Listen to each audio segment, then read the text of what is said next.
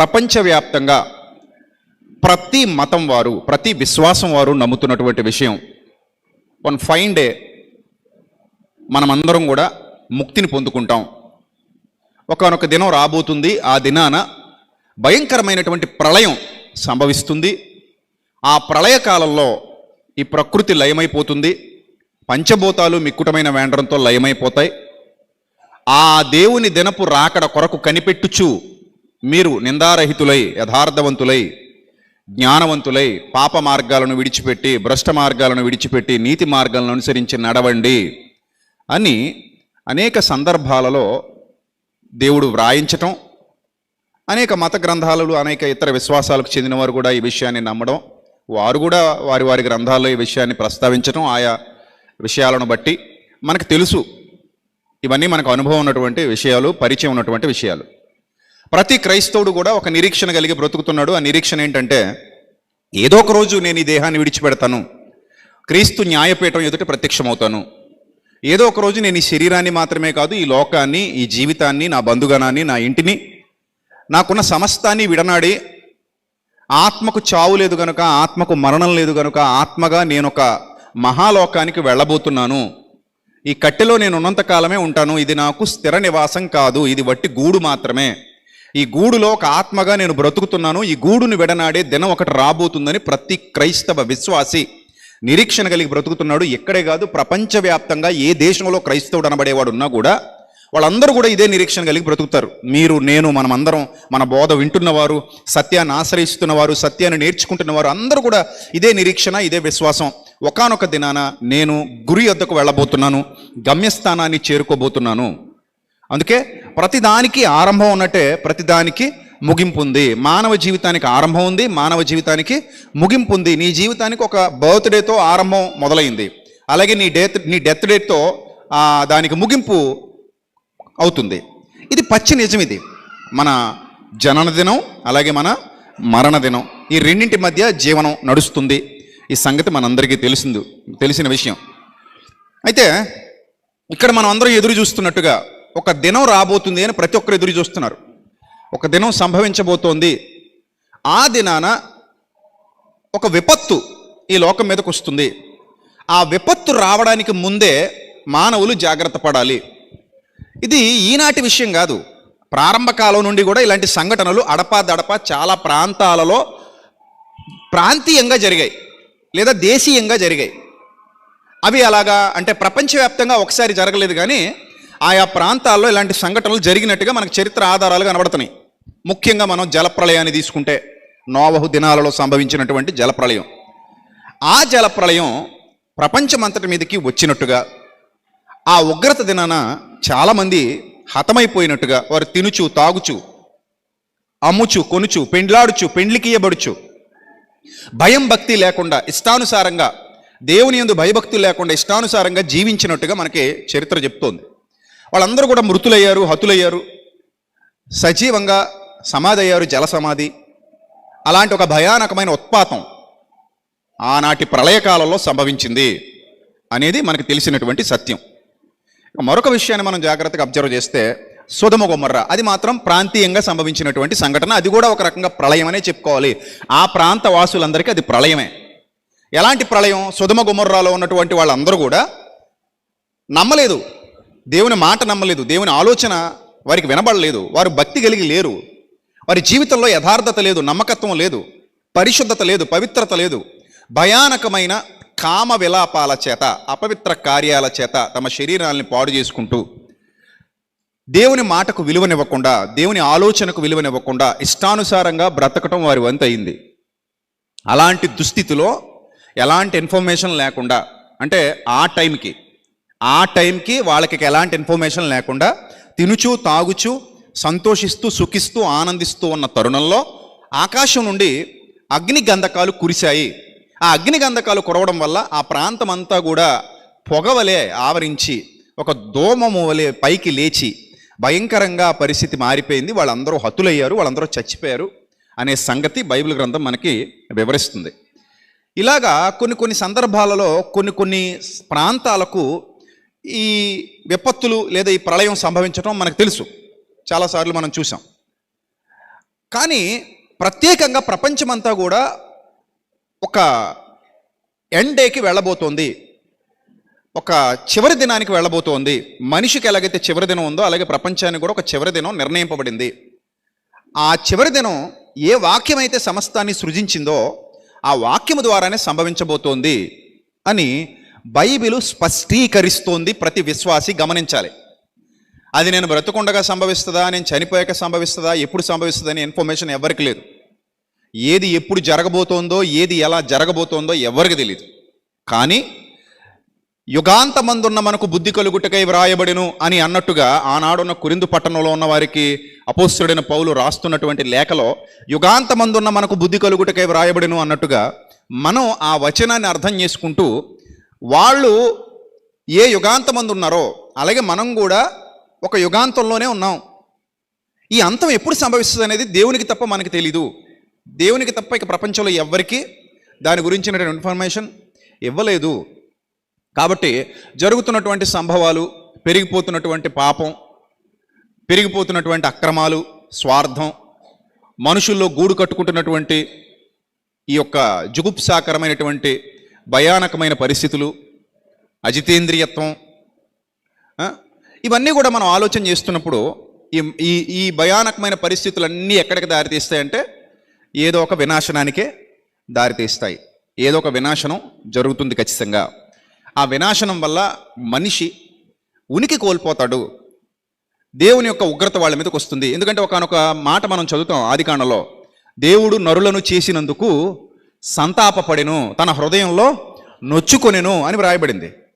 నరులను చేసినందుకు సంతాపపడెను, తన హృదయంలో నొచ్చుకొనెను, నా ఆత్మ నరులతో ఎల్లప్పుడూ వాదించదు అని వ్రాయబడింది.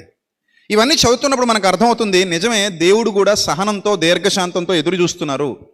మనిషికి అవకాశాల మీద అవకాశాలు ఇస్తూనే ఉన్నారు. ఎన్ని అవకాశాలు ఇచ్చినప్పటికీ మనిషిలో మార్పు రాలేదు, మనిషి జ్ఞానవంతుడు కాలేదు, మనిషిలో భయం పుట్టలేదు, భక్తి కలగలేదు, యథార్థత నిలబడలేదు. అది మంచు వలె అలా కనబడింది, మరలా మాయమైపోయింది. ఒకవేళ భక్తి పుట్టినా అది లోక సంబంధమైన అవసరాల కోసం పుడుతుంది తప్ప నిజంగా దేవుని మీద భక్తితో, నిజంగా దేవుని మీద ప్రేమతో, నిజంగా దేవుని మీద భయంతో అది కలగట్లేదు అనేది మనకి అర్థమవుతుంది. అయితే నేటి దినాలలో ఈ విషయాన్ని ఎరిగినటువంటి విశ్వాసులు చాలామంది ఉన్నారు. వాళ్ళు దేవుని కోసం పనిచేస్తారు, దేవుని కోసం బ్రతుకుతారు, దేవుని ఇష్టాన్ని నెరవేరుస్తారు. వాళ్ళు దేవుని చిత్తానుసారంగా జీవించాలని ఆరాటపడతారు. తమ జీవితంలో దేవునికి పాలిభాగం ఇస్తారు. తమ శరీరాలు సజీవయాగంగా సమర్పిస్తారు. తమ ఆలోచన దేవుని వలన కలుగుతుందా లేదా పరీక్షించుకుంటారు. అది దేవుని ఆలోచన అయితే దేవునికి లోబడతారు, దేవుని ప్రేరణ అయితే దేవునికి విధేయత చూపిస్తారు. వారు బ్రతుకు కాలం అంతయు కూడా దేవుని పనిలోనే ఉంటారు, దేవుని పనిలోనే చనిపోతారు. వాళ్ళు విశ్వాసులు. మరి ఈ విశ్వాసులు కూడా ఎలాంటి ఇన్ఫర్మేషన్ లేకుండా ఆ దినం ఎప్పుడైనా ఎదురు చూస్తున్నారు. ఎలాంటి ఇన్ఫర్మేషన్ విశ్వాసులకు కూడా లేదు. యేసుప్రభు వారు భూమి మీద ఉన్నప్పుడు చెప్తారు, ఆ దినం ఎప్పుడు వచ్చినో మనుష్య కుమారుడైనను ఆ దూతలైనను ఎరుగరు అంటారు, ఆయన ఇంకా శరీరధారిగా ఉన్నప్పుడు. అది ఎప్పుడు జరగబోతుందో మనకి ఇన్ఫర్మేషన్ ఇవ్వలేదు. కానీ ఒక ప్రళయకాలం అనేది ఒకటి రాబోతుంది, ఒక భయానకమైన పరిస్థితి ప్రపంచంలో నెలకొనబోతోంది అనేది సాక్ష్యార్థమై సంభవిస్తున్నటువంటి సంగతులను అర్థం చేసుకుంటున్నప్పుడు మనం గమనించవచ్చు, జాగ్రత్త పడవచ్చు. ఆ కాలంలో కూడా వసంతకాలము వచ్చినప్పుడు ఏం జరగబోతోందో, మేఘాలు ఆవరించినప్పుడు వర్షం కురబోయే పరిస్థితులు వస్తాయో రావో మీరు ఎలా కనిపెట్టగలరో, ఇలాంటి ఉదాహరణలు, ఒలీవ చెట్టు అంజూరపు చెట్టు చిగురిస్తుంది, అలా చిగురించినప్పుడు ఏం జరగబోతోందో, ఇవన్నీ కూడా యేసుప్రభు వారు ఇచ్చినటువంటి ఉపమానాలు, అంటే ఉదాహరణలు, సూచనలు. కరెక్ట్ వర్డ్ ఏంటంటే సూచనలు. ఈ సూచనలు చూసినప్పుడైనా మీరు జాగ్రత్త పడండి అని ఆనాడున్న ప్రజలకు చెప్పారు ఆయన. అంటే ప్రతి సందర్భంలో కూడా మానవుడు జ్ఞానము కలిగి, వివేకము కలిగి, కొవ్వొత్తి వలె తన జీవితం కరిగిపోతుంది కనుక ఏ విధంగా దీన్ని సద్వినియోగం చేసుకోవాలనే ఆలోచన కలిగి ముందుకు కదలాలి, లేకపోతే నష్టపోతాడు. ఇది తెలుసుకోవాలి ఫస్ట్. ఇక ఈ మధ్యకాలంలోనే కాదు, 2012 యుగాంతం అని ఒక వార్త బయటకు వచ్చినప్పుడు ప్రపంచం కలవరపడింది.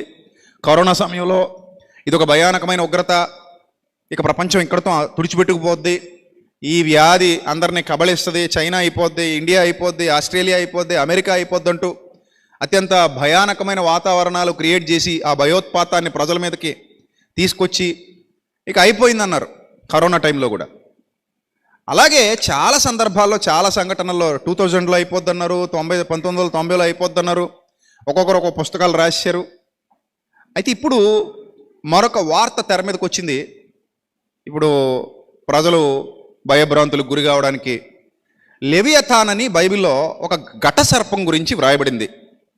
దాన్ని తెలుగు బైబిల్లో మకరము అన్నారు. మకరం అంటే మనకు తెలిసింది మొసలి అని. మకరం అంటే ఏం తెలుసు మనకి? మొసలని తెలుసు. కానీ బైబిల్ గ్రంథంలో వ్రాయబడినటువంటి ఆ ప్రత్యేకమైన ఆ జీవి, దాని పేరు లెవియథాన్.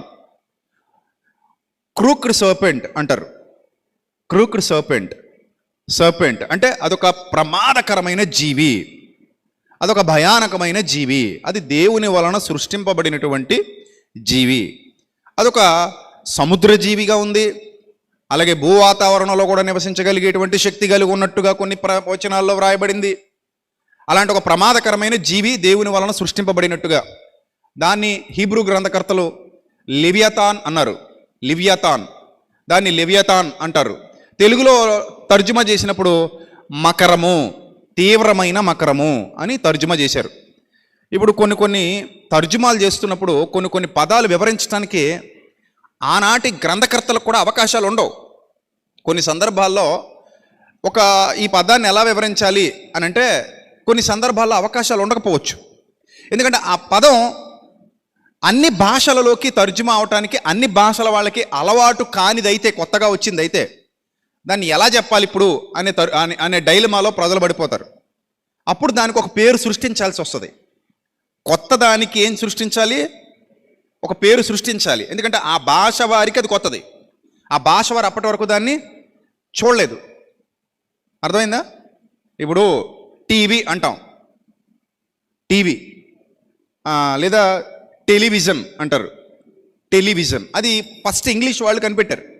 మన తెలుగులోకి వచ్చిన తర్వాత దానికి ఏమని పేరు పెట్టాలి? టీవీ లేదా టెలివిజన్.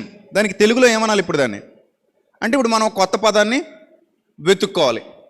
ఆ కొత్త పదాన్ని వెతుక్కొని ఏమని చెప్పాలి ఇప్పుడు తెలుగులో? ఎవరికైనా ఐడియా ఉందా? టీవీని తెలుగులో ఏమంటారు?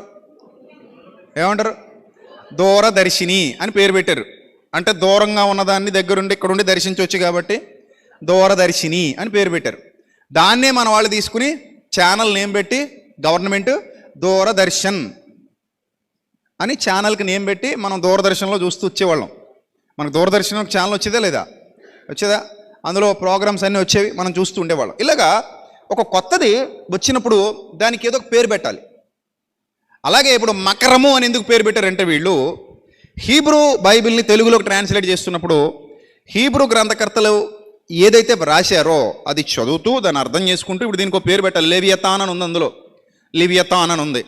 దాని గురించి చదువుతున్నప్పుడు, దాని గురించి అర్థం చేసుకుంటున్నప్పుడు, ఓహో ఇది కొంచెం మన మొసల్లాగా కనబడుతుంది, దాని పులుసులు అన్నాడు, దాని పళ్ళు అన్నాడు, దాని బలం అన్నాడు, ఇదంతా కొంచెం మనకి మొసల్లాగా కనబడుతుంది కనుక మకరము అని ట్రాన్స్లేట్ చేసేస్తే అయిపోద్ది, ప్రజలకు అర్థమవుద్దని తెలుగు వాళ్ళు ఏం చేశారంటే మకరము అని ట్రాన్స్లేట్ చేశారు. యోగ గ్రంథంలో, యెషయా గ్రంథంలో కూడా మకరం అనే ఉంటుంది, ఇక కీర్తనల గ్రంథంలో కూడా మకరం అనే ఉంటుంది.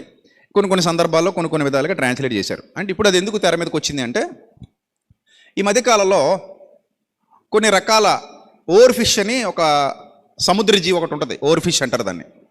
ఆ సముద్ర జీవి సముద్ర అంతర్భాగాలలో నివసిస్తుంది. అది కొంచెం బ్లూ కలర్లో ఉంటుంది, అది వెలుగుతూ ఉంటుందట. ఆ ఓవర్ ఫిష్ అనేది ఎప్పుడో కానీ బయటికి రాదట. అది ఎప్పుడో అంతర్భాగాల్లోనే తప్ప, ఏదైనా భయంకరమైన విపత్తు ప్రళయం సంభవిస్తే తప్ప బయటికి రాదనే ఒక నమ్మకం ఉంది ప్రజల్లో. అది కొన్ని విశ్వాసాల్లో ఉంది. అది ఈ ఫిష్ కానీ బయటకు వచ్చిందా అది ఎంతో ప్రమాదం సంభవిస్తే తప్ప అది బయటికి రాదు అని ఒక నమ్మకం ఉంది. దాన్ని ఏ ఫిష్ అంటారు? ఓవర్ ఫిష్ అంటారు. రైట్. సో ఈ ఫిష్ అనేది ఎప్పుడైతే బయటకు వచ్చిందో, అలాగే కొన్ని సముద్ర తీర ప్రాంతాలకు విపరీతంగా దాన్ని ఏమంటారు, తిమింగళాలు కొట్టుకు రావడం, ఇవి ఎందుకు బయటకు వచ్చేసాయి, ఏం జరుగుతుంది సముద్ర అంతర్భాగాలలో అనే ఒక ఆలోచన మనుషులకు రావడం, దీనివల్ల ఇదేదో ప్రళయానికి సంకేతం, ఏదో విపత్తు జరగబోతోంది, ఏదో భయోత్పాతం కలగబోతోంది అని ప్రజలందరూ విశ్వసించడం మొదలుపెట్టారు చాలామంది. ఇప్పుడు ఇంటర్నెట్లో కూడా చాలామంది వీటి మీద చర్చ చేస్తున్నారు. ప్రపంచవ్యాప్తంగా వీటి మీద చర్చ జరుగుతోంది, ఏంటో ఏదో జరగబోతోంది, అందుకే ఇలాగ అయిపోతుందని విశ్వాసాలకు చెందిన వాళ్ళు, అంటే పురాతన విశ్వాసాలకు చెందిన వాళ్ళు వీటి గురించి ఆలోచిస్తున్నారనమాట. ఇప్పుడు యూదుల గ్రంథాల్లో ఏముంది, ఆ పాత గ్రంథాల్లో, అలాగే ఇతర విశ్వాసాలకు చెందినటువంటి పుస్తకాలు ఏం చెప్తున్నాయి, చరిత్ర పుస్తకాలు ఏం చెప్తున్నాయి, బైబిల్ ఏం చెప్తోంది, నూతన నిబంధన ఏం చెప్తోంది, ఇలాగా వెతకటం మొదలుపెట్టారు, వాటి గురించి మాట్లాడడం మొదలుపెట్టారు. ఇంకా కొంతమంది కొన్ని రకాలుగా వివరిస్తున్నారు. రకరకాల వివరణలు సమాజంలో చోటు చేసుకునే ఒక వచనం చూద్దాం మనం బైబిల్ గ్రంథంలో నుండి. దానియేలు గ్రంథం 2వ అధ్యాయము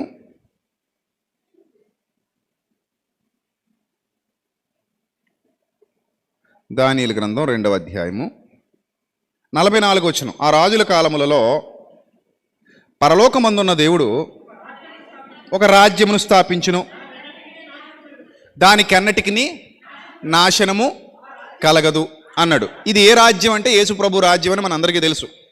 సూర్యుడు నిలిచి ఉన్నంత వరకు ఆ రాజ్యం నిలిచి ఉంటుంది. ఇప్పుడు ఈ మాట పట్టుకుని చాలామంది ఏమనుకుంటున్నారంటే, సూర్యుడు నిలిచి ఉన్నంత వరకు ఆ రాజ్యం నిలిచి ఉంటుంది అన్నాడు కాబట్టి సూర్యుడు ఎప్పటికీ నిలిచి ఉంటాడు కాబట్టి రాజ్యం ఎప్పటికీ ఇక్కడే ఉంటుంది అనుకుంటున్నారు. ఒక పాయింట్ మీరు గుర్తుపెట్టుకోండి, సూర్యుడు నిలిచి ఉన్నంత వరకు అంటే అర్థం ఏంటి? ఒక ఎండ్ ఉండబోతుంది అనే మాట ఆ పదంలోనే కనబడుతుంది మనకి. సూర్యుడు నిలిచి ఉన్నంత వరకు అంటే అర్థం ఏంటి? సూర్యుడు ఎంతకాలం అయితే ఆకాశంలో కనబడతా ఉంటాడో అంతవరకు, ఆ తర్వాత ఆ రాజ్యం ఎత్తబడుతుంది అని కొరింథీ పత్రికలో వివరిస్తాడు. ఆ రాజ్యం ఏమవుతుంది? ఎత్తబడుతుంది. ఆ రాజ్యం తండ్రికి అప్పగించబడుతుంది.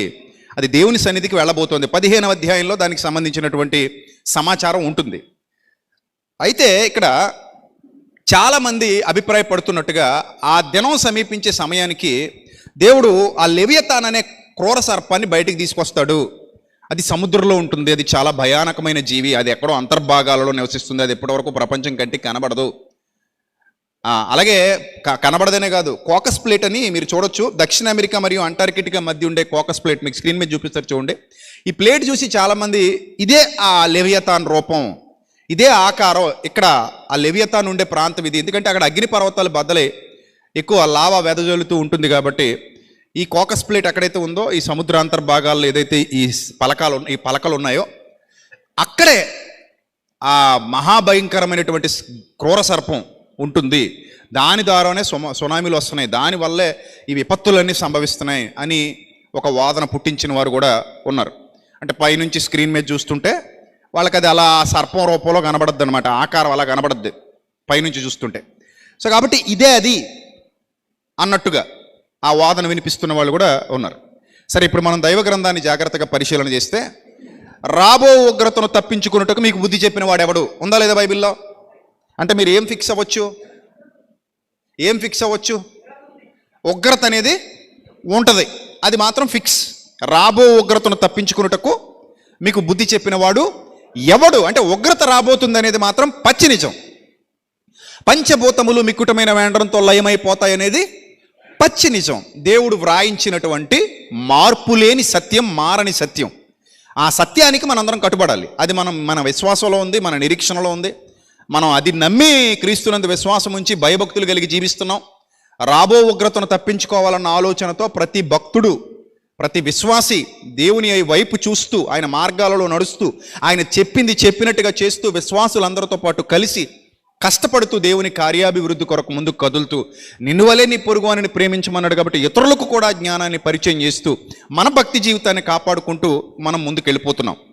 అయితే ఇక్కడ మనం గమనించాల్సిన ఒక అద్భుతమైన విషయం ఏమిటంటే, ఈ లెవియతాన్ అనే ఆ క్రూర సర్పం, మీరు ఆ ఊహా చిత్రాలు చూడొచ్చు స్క్రీన్ మీద. అదొక డ్రాగన్ లాగా, ఒక డైనోసర్ లాగా ఆ లెవియతాన్ అనే ఊహా చిత్రం ఏదైతే ఉందో, అది దాని మీద అగ్ని మండుతూ ఉంటుందని, దాని నోటి నుండి జ్వాలలు బయటకు వస్తూ ఉంటాయని. సో ఇలాంటివి చాలా ఉన్నాయి. అయితే గ్రంథంలో వ్రాయబడిన విషయం అయితే వాస్తవమే.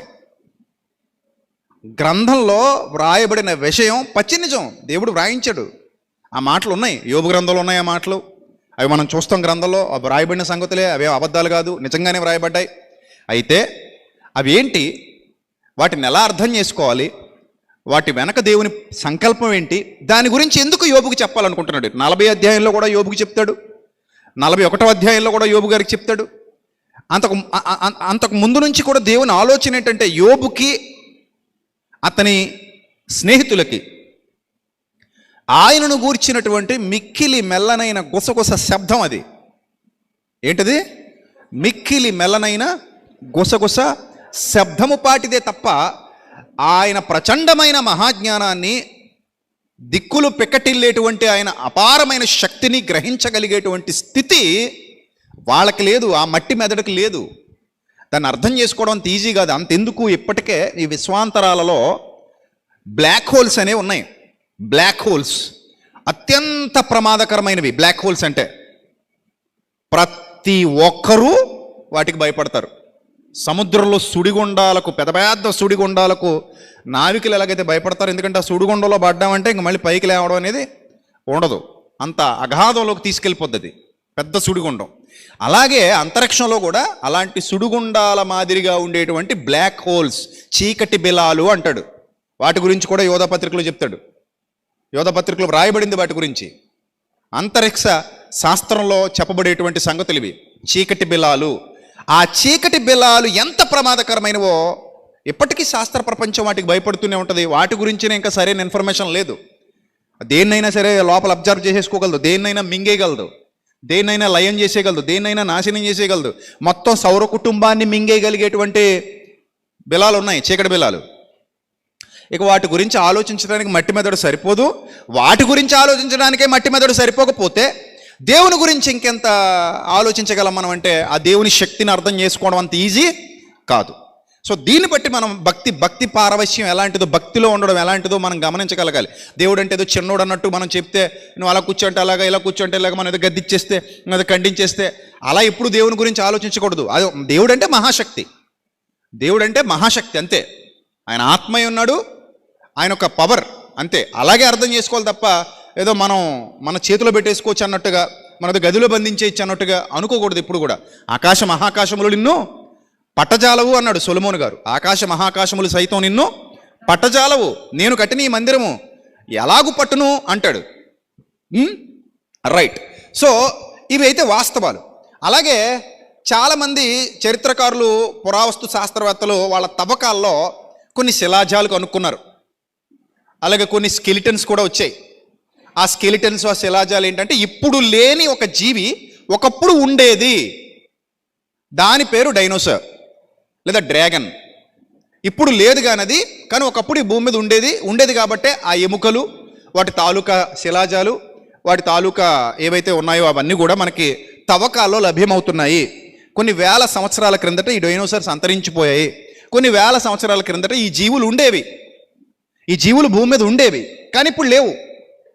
ఉండేవి అనడానికి ఏంటయ్యా మీ దగ్గర ఉన్న ఆధారం అంటే, ఇదిగో మాకు దొరికినటువంటి ఈ తవ్వకాల్లో దొరికినటువంటి ఈ శిలాజాలు, తవ్వకాల్లో దొరికినటువంటి ఈ శిథిలాల్లో దొరికినటువంటి మాకు సంబంధించిన ఎముకలు కావచ్చు, ఇవన్నీ కూడా మేము కనిపెట్టాము అని చెప్పారు ప్రపంచానికి.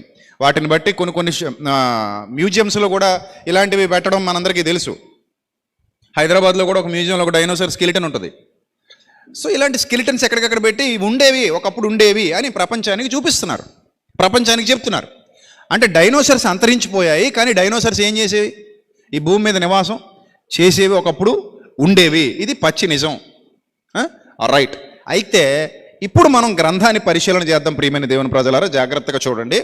గ్రంథాన్ని జాగ్రత్తగా పరిశీలన చేస్తే బైబిల్ గ్రంథంలో దేవుడు యోబును ప్రశ్నిస్తున్నప్పుడు ఒక విషయాన్ని మాట్లాడతారు. అదేమంటే యోబు గ్రంథం 41వ అధ్యాయము. యోబు గ్రంథం 41వ అధ్యాయం అందరూ తీయండి. యోబు గ్రంథం 41వ అధ్యాయము. అంటే 39 నుంచి కూడా చాలా క్వశ్చన్స్ అడుగుతూ ఉంటారు ఆయన. అలాగే 38లో కూడా అంతరిక్షానికి సంబంధించినటువంటి కొన్ని క్వశ్చన్స్ ఉంటాయి. అది అంతరిక్షానికి సంబంధించి, తర్వాత జీవులకు సంబంధించి. ఆ తర్వాత 41వ అధ్యాయంలో నీవు మకరమును గాలముతో బయటికి లాగగలవా అంటాడు ఆయన. ఏమంటున్నాడు? నీవు మకరమును గాలముతో బయటికి లాగగలవా అన్నాడు. ఈ మకరమును గాలముతో బయటికి లాగగలవా అంటే మనం మొసలి అనుకుంటాం. అబియస్లీ మకరం అనగానే మనకు తెలిసిందేంటి? మొసలిని గాలంతో బయటికి లాగగలవా అంటున్నాడు అని అనుకుంటాం. కానీ మనం హీబ్రూ ట్రాన్స్లేషన్లోకి వెళితే అక్కడ లెవియతాన్ అని ఉంటుంది. ఏమని ఉంటుంది? లెవియతాన్ అని ఉంటుంది. మకరము అని ఉండదు, అంటే క్రొకొడైల్ అని ఉండదు, లెవియతాన్ అంటుంది, లివియతాన్ హీబ్రూలో. ఇక్కడ నేను ఇందాక చెప్పాను కదా, ట్రాన్స్లేషన్లో అన్నీ కరెక్ట్గా చెప్పటానికి కొన్ని సందర్భాలలో వీలు పడదు. అంతెందుకు, దీన్ని ఏమంటున్నాం మనం? Cell phone. తెలుగులో చెప్పండి, తెలుగులో అందరికి తెలీదు. ఆకాశవాణి అంటే రేడియో, ఆకాశవాణి అంటే ఆకాశం నుంచి వినిపించే స్వరము. దానికి అలా ట్రాన్స్లేట్ చేసుకున్నాం మనం. ఆడు రేడియో అన్నాడు చక్కగా, మనం ఏమన్నాం? ఆకాశము నుండి వినబడే స్వరము. అందుకే ఆకాశవాణి. మనకు అదే తెలుసు ఆ భాషలో. మన భాషలో ఇంక అంతకంటే లేదు, అందుకని అలా అంతవరకు మనకు అర్థమయ్యే భాష. అలాగే చరవాణి అంటాం దీన్ని. ఏమన్నా షాప్ దగ్గరికి వెళ్ళి ఏమంటే ఒక మంచి చరవాణి ఇవ్వండి అంటే ఆడికి తెలీదు. అలాగంటే వాళ్ళకి అర్థం కాదు. కొన్ని మనకి తెలీదు. కొన్ని పదాలు మనకు అర్థం కావు. అంటే వాటికి ట్రాన్స్లేషన్లో ఏం చెప్పాలో కూడా తెలీదు.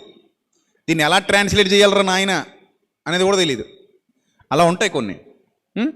సో అలాగా ఇప్పుడు ఈ లెవియతాన్ అనే దాన్ని మనకు అర్థమయ్యే భాషలో చెప్పడానికి, తెలుగు వారికి లేదా ఇతర భాషల వారికి అర్థమయ్యేలా చెప్పడానికి ఏమని ట్రాన్స్లేట్ చేశారు? మకరము అని ట్రాన్స్లేట్ చేశారు. సరే, దాని నాలుకకు త్రాడు వేసి లాగగలవా అన్నాడు. నాలుక త్రాడు, నాలుక త్రాడు అంటే తాడంటే ఒక పగ్గం అనుకోవచ్చు. పగ్గం వేసి లాగలేనంత పెద్ద నాలుక మొసలుకుంటుందా? చెప్పండి. పగ్గం వేసి లాగలేనంత పెద్ద నాలుక మొసలుకుంటుందా? ఉండదు. అంటే ఇదేదో పెద్దదే, మొసలి కంటే కూడా పెద్దదే. నెక్స్ట్, గాలం వేసి బయటికి లాగలేవా అంటే మొసలను ఆటలాడించేస్తున్నారు కదా. థాయిలాండ్లో మొసలతో ఫీట్లు చేస్తారు, దాంతో ఆటలాడిస్తారు, సర్కస్ చేసినట్టు చేయిస్తారు వాటితో. ఇంకా థాయిలాండే కాదు, చాలా దేశాల్లో ఉన్నాయి మొసలతో ఆటలాడించడం. ఒకడు ఆ మధ్య మీరు ఇంటర్నెట్లో వీడియో చూసి ఉంటారు, డైరెక్ట్ తల తీసుకెళ్ళి మొసల నోట్లో పెట్టి తీస్తుంటాడు. అది అలా పెట్టి కూర్చుంటుంది. మనకు భయం వేద్దరే నాయన, ఇలాగందంటే తలకాయ పుచ్చకాయలు పగిలిపోతారా నాయన, ఇంకెందుకు పని చేయను అనిపిస్తుంది. కాబట్టి ఇది ఓన్లీ మొసల గురించే చెప్పాడు అని అనుకోవడానికి లేదు ఇక్కడ. మకరం అన్నట్టు. తర్వాత చూడండి, నీవు దాని ముక్కు గుండా సూత్రము వేయగలవా అన్నాడు 2వ వచనంలో. నీవు దాని ముక్కు గుండా సూత్రం వేయగలవా, దాని దవడకు గాలం ఎక్కించగలవా అంటే నువ్వు చేయలేవు. గలవా అని అడుగుతున్నాడు అంటే అర్థం ఏంటి? నువ్వు చేయలేవు, నీ వల్ల కాదనే చెప్తున్నాడు ఇక్కడ.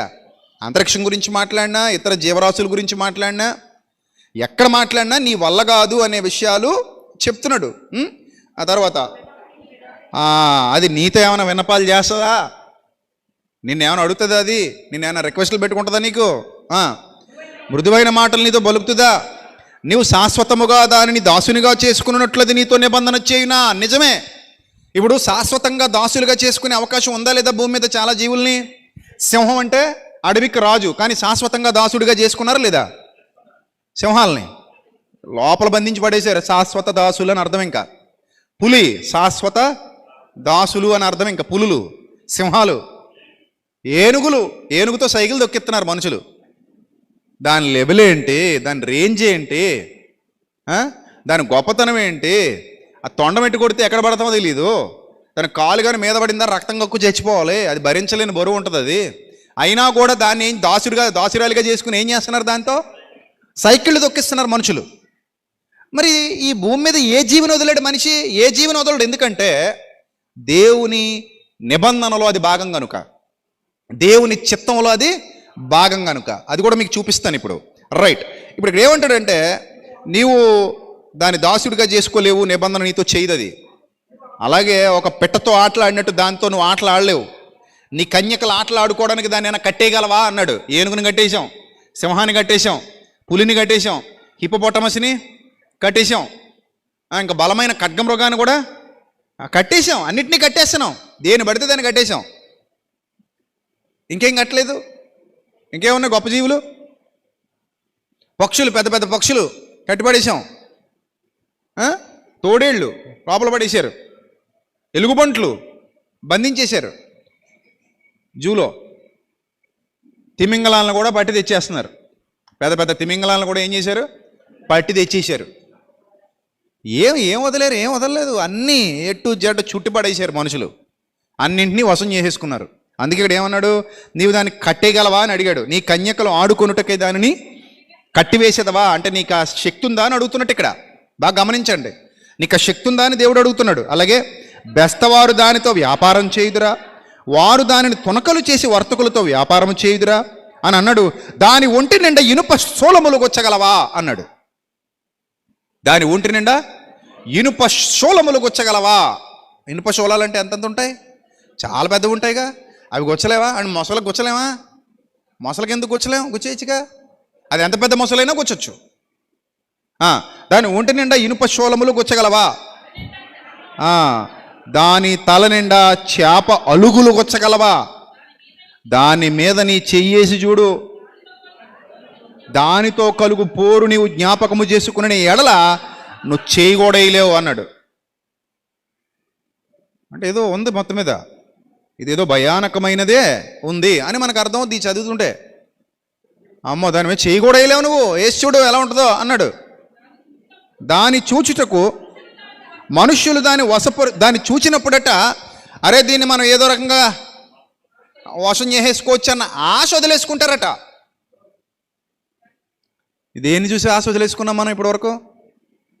కొదమసింహాలు, దీన్ని మనం కంట్రోల్ చేయలేం అని ఎవడన్నా అన్నాడు ఏంటి? మనిషి కట్టిపడేశారు. మదపుటేనుగు మనం కంట్రోల్ చేయలేమన్నాడా? మీదెక్కి కూర్చున్నాడు, చంపేశాడు. అడవి పంది మనం కంట్రోల్ చేయలేమన్నాడా? ఒండుకు తినేస్తున్నాడు చాలామంది. ఏముంది ఇంకా జిరాఫీ, అది ఇంకా లోకువా. ఏమున్నాయి చెప్పండి? ఖడ్గమృగాలను పట్టేశాడు, విష సర్పాలను పట్టేశాడు, కొండ చిలవలను పట్టేశాడు, ఆనకొండలను పట్టేశాడు, ఏ వదిలాడు? తిమింగళాలను పట్టేశాడు, ఏది వదల్లా.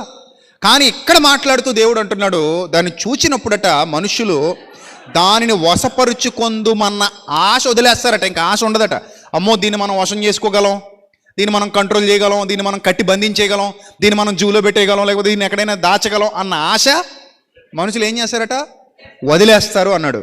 దాని పొడ చూచిన మాత్రము చేతనే ఎవరికైనా గుండెలు అవిసిపోవును కదా. అంటే దాని పొడలు అలా ఉంటాయన్నమాట. పొడల వంటి ఒక జీవి, దాని నిండా అలాంటి పొడలు ఉన్నాయి. అది చూస్తేనే మనిషికి ఏమైపోద్ది? గుండెలు అవిసిపోతాయి అని వ్రాయబడింది. అలాంటి ఒక భయానకమైన జీవిని గురించి దేవుడు ఇక్కడ తెలియజేస్తున్నాడు. నెక్స్ట్, దాని రేపుటకైనను తెగింపగల శూరుడు లేడు. అంటే అది కనబడితే మిన్నకుండి పారిపోవడం తప్పితే దాన్ని రేపుదాం అనుకునే శూరుడు ఎవడు లేడట. రేపితే ఉండడు అనమాట. దాన్ని కంటబడితే ఉండడు, అందుకని కంటబడ్డట. నెక్స్ట్, అట్లుండగా, అది దేవుని ఆలోచన, అట్లుండగా నేను చేసిన దాన్ని రేపటానికే మీకు శక్తి లేనప్పుడు నా ఎదుట నిలవగలవాడెవడో అన్నాడు. ఇది దేవుని శక్తి, మీరు అర్థం చేసుకోవాలి. ఇది దేవుని శక్తి. నేను చేసిన ఒక జీవిని రేపటానికే మీకేమి లేదు. ఆ శూరుడు, అలాంటి శూరుడు లేడు. అలాంటిది నా ఎదుట ఎవడు నిలవగలడు అని దేవుడు అడుగుతున్నాడు. ఇంకా చదువుదాం. నేను తిరిగి ఇవ్వవలసి ఉండినట్లు నాకు ఎవడైనా ఏమైనా ఇచ్చాడా? ఆకాశ వైశాల్యం అంతటి కింద ఉన్నదంతయు నాదే కదా, నాదే, ఎవరిది కాదు ఇది. నేను ఎప్పుడో చెప్పాను, మొన్న డిబేట్లో కూడా చెప్పాను, ఈ ప్రపంచంలో ఆయనది తప్ప ఎవరిది ఏమీ లేదు, మొత్తం ఆయనదే. సాతాను అబ్బసొత్తు ఏమీ లేదు ఇక్కడ అని చెప్పాను లేదా? ఈ మన కంటికి కనిపించే దృశ్య పదార్థాలు కానీ అదృశ్య పదార్థాలు కానీ సమస్తం మీద ఉన్న సింబల్ ఎవరిది? దేవునిది. ఇది అర్థమైన వాడు జ్ఞాని. దేవునిది తప్ప ఈ ప్రపంచంలో ఏది అపవాదిది లేదు, వాడిది కాదు అసలు. దేని మీద వాడికి ఆధిపత్యం లేదు, అంతా మన తండ్రిదే, మన తండ్రి సొత్తు. రైట్. చదువుదాం కిందకి. దాని అవయములను గూర్చి అయినను, దాని మహాబలమును గూర్చి అయినను, దాని చక్కని తీరును గూర్చి అయినను పలుకక మౌనముగా ఉండను అని అన్నారు. ఎవడైనా దాని పైకవచమును లాగివేయగలడా అన్నాడు. మొసలి పైకవచాన్ని లాగేశారా? లాగలేదా? ఎప్పుడో లాగేశారు. మొసలిని తినేస్తున్నారు. మొన్న మధ్య థాయిలాండ్ వెళ్ళినప్పుడు ఒక మార్కెట్లో నడుచుకుంటూ వెళ్ళిపోతున్నాం, చూస్తే పెద్ద రాడ్ కింద మంట, మొసలు తిరుగుతుంది ఇలాగా. వారిని మన చికెన్ ఇలా తిప్పుతారు మనోళ్ళు, కోణి గట్టి తిప్పుతారు ఇలాగా. ఈడేం తిప్పుతున్నాడు? పెద్ద మొసలు ఉంది, నాకంటే పెద్ద ఉంటుంది అది, దానికి కట్టి తిప్పుతున్నాడు. ఒక రాడ్కి గుచ్చేసాడు దాన్ని, లోపల నుంచి రాడ్ గుచ్చేసి తోకలోంచి వచ్చేసింది, తిప్పుతున్నాడు. చక్క తింటారు ఇప్పుడు ముక్క ముక్కలు కోసుకొని. అంటే లాగేశారు, లాగడానికి తినేస్తున్నారు. అంటే మకరం అంటే ఇప్పుడు ఏమని కాదని ఫిక్స్ అయిపోయాం మనం. ఇది మొసలు కాదు బాబు, మాకు అర్థమైపోయింది. మా తెలుగులో ట్రాన్స్లేషన్ చేసేటప్పుడు లివియతాన్ అన్న పదాన్ని ఎలా వివరించాలో తెలియక మొసలి మకరము అన్నారు తప్ప, ఇదైతే వాస్తవానికి మొసలైతే కాదు. దాని అవయములను గూర్చేయను, దాని మహాబలమును గూర్చేయను, దాని చక్కని తీరును గూర్చేయను, పలుకొక మౌనముగా ఉండను. ఎవడైనా దాని పై కవచమును లాగివేయగలడా? దాని 2 దవడల నడిమికి ఎవడైనా రాగలడా? తలబెట్టగలడా అనలేదు. మొసలి నోట్లో తలబెట్టగలడా అనలేదు. దాని 2 దవడల నడిమికి మధ్యలోనికి, అంటే అది నోరు తెరిస్తే ఆ మధ్యలోకి వెళ్ళి నిలబడగలిగే సామర్థ్యం ఎవరికైనా ఉందా అంటే అది మనిషి నోరు తెరిస్తే మనిషి నిలబడగలిగే అవకాశం ఉంది. అంత పెద్ద దవడలు ఉంటాయి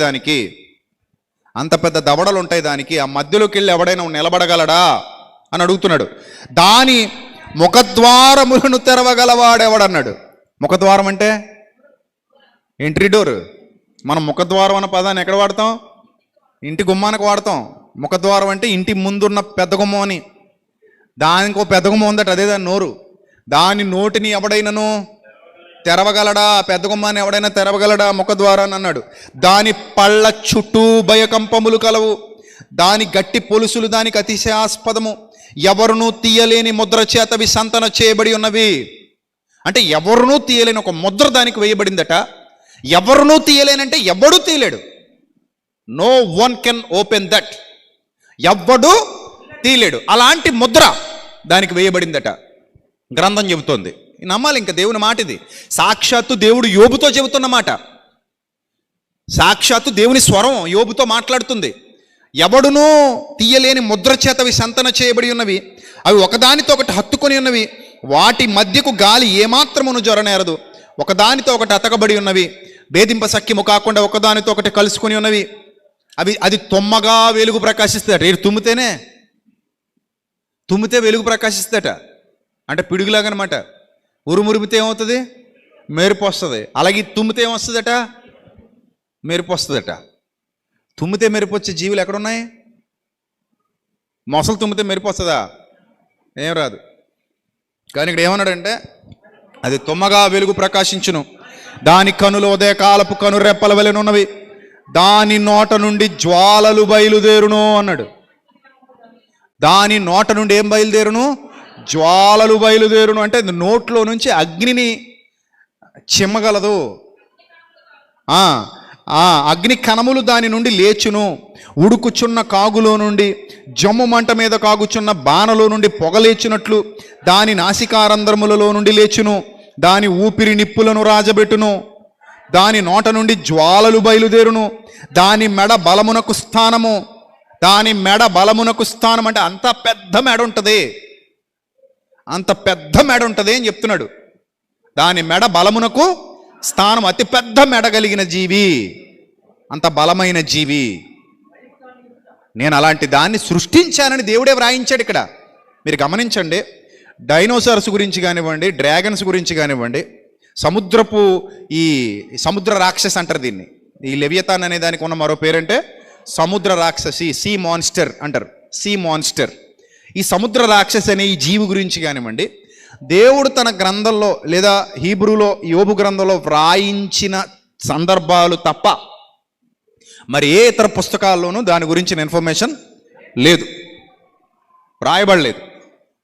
అంటే దేవుడు యోబుతో చెబుతున్నాడు, ఇలాంటి ఒక జీవిని నేను చేశాను, దాని ఎదుటే ఎవడు నిలబడలేడు, నేను చేసిన దాని ఎదుటే ఎవడు నిలబడలేడు, నా ఎదుట నిలబడగలరా అని అడుగుతున్నాడు దేవుడు. నెక్స్ట్ అక్కడ ఏమంటాడంటే భయమే దాని ఎదుట తాండవమాడద్దట. దాని ఎదుట భయము తాండవమాడద్ది అంటే అది ఒక పెద్దది, యూనిక్. పెద్దదానికి భయమే ఉంటుంది.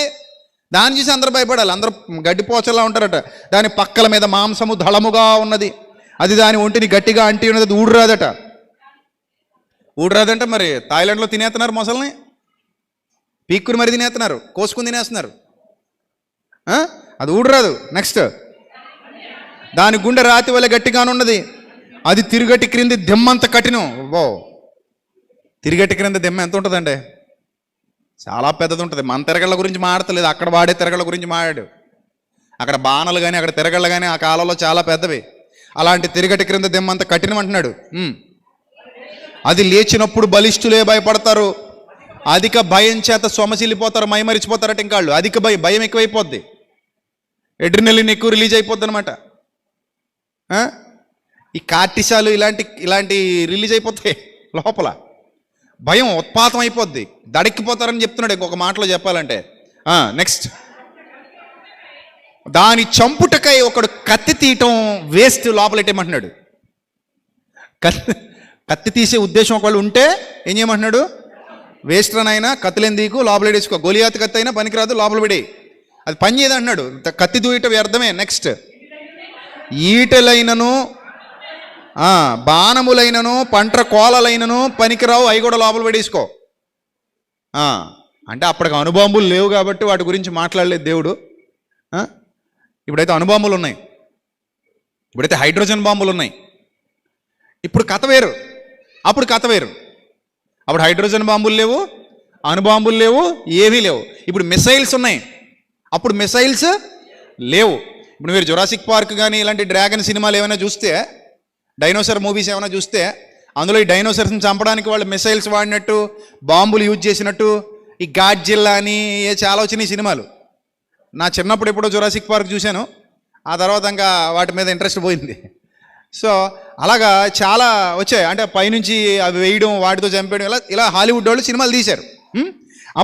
అప్పుడైతే ఇవే ఉన్నాయి, ఏమున్నాయి? ఈటలు ఉన్నాయి, బాణాలు ఉన్నాయి, పంట్ర కోళ్ళు ఉన్నాయి, కట్టుకొని దూయడం వ్యర్థమే, అవేవి అక్కడికి రావు. అది ఇనుమును గడ్డిపోచగాను ఎత్తడనే పుచ్చిపోయిన కర్రలాగా ఎంచుతుందట. ఇనుముని ఎలా అంటుందట? గడ్డిపరక అంటదట ఇనుముని. ఇది గడ్డిపరక ఇది అంటదట. ఎత్తడ తీసుకెళ్తే ఏమంటుందట? ఇది పుచ్చిపోయిన కర్ర అంటదట. అంటే అంత పవర్ఫుల్ అంత పవర్ఫుల్ అంటున్నాడు. నెక్స్ట్, బాణము దానిని పారదోలజాలదు, వడిసెల రాళ్ళు దాని దృష్టికి చెత్త అన్నాడు. అంటే ఎవడిడు గొలియాతు పడిపోయాడు ఆ వడిసెల రాయికి. అందరినీ దద్దరలు కొట్టేసినాడు, ఇశ్రాయేలు అందరినీ దద్దరలు కొట్టినాడు. దేనికి పడిపోయాడు? వడిసెల రాయికి పడిపోయాడు. కానీ దీని ముందు ఆ వడిసెల రాయి చెత్త. చెత్త అంటే ఆ గొలియాతు కూడా చెత్తే. అర్థమైందా? నెక్స్ట్, దుడ్డు కర్రలు గడ్డి పరకలు, అది ఒడిగా పోవచ్చుండి ఈటు చూసి నవ్వుతుంది. దాని క్రింది భాగములు కరుకైన చెల్పెంకుల్లా ఉంటాయి. అది బురద మీద నురుపుడి కొయ్య వంటి తన దేహమును పరుచుకును, బురద మీద ఉంటుందట.